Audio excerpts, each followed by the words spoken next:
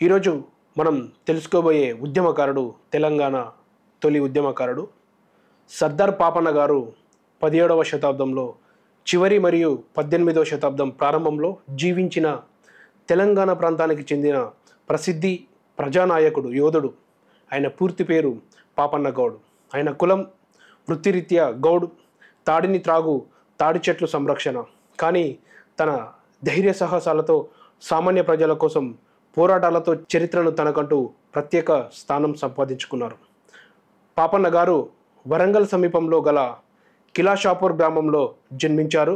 ఆయన జననం సుమారు 1650-1660 మధ్యలో జరిగినట్టు చరిత్రకారులు పేర్కొంటారు. అప్పట్లో తెలంగాణ మొఘల్ పాలనలో ఉంది.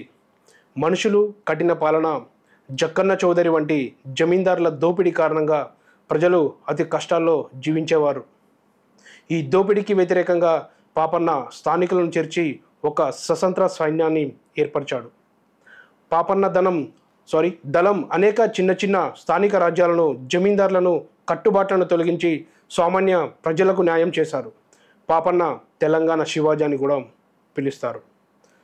ఆయన జీవిత కథను ఆధారంగా చేసుకొని అనేక నాటకాలు, రచనలు, గేయాలు వెలువడ్డాయి. ఆయనది సామాజిక న్యాయం కోసం జరిగిన పోరాటానికి నిదర్శనం. సర్దార్ పాపన్న గౌడ్ చరిత్ర తెలంగాణ ప్రజల బహుమతిని పొందిన ఓ స్ఫూర్తిదాయక కథ. ఆయన సామాన్యుడిగా జన్మించి ప్రజానాయకుడిగా ఎదిగి మనుషుల వంటి గొప్ప శక్తులకు ధీటుగా పోరాడిన నాయకుడు. Thank you. మరో చరిత్రకారుతో మీ ముందుకు వస్తా.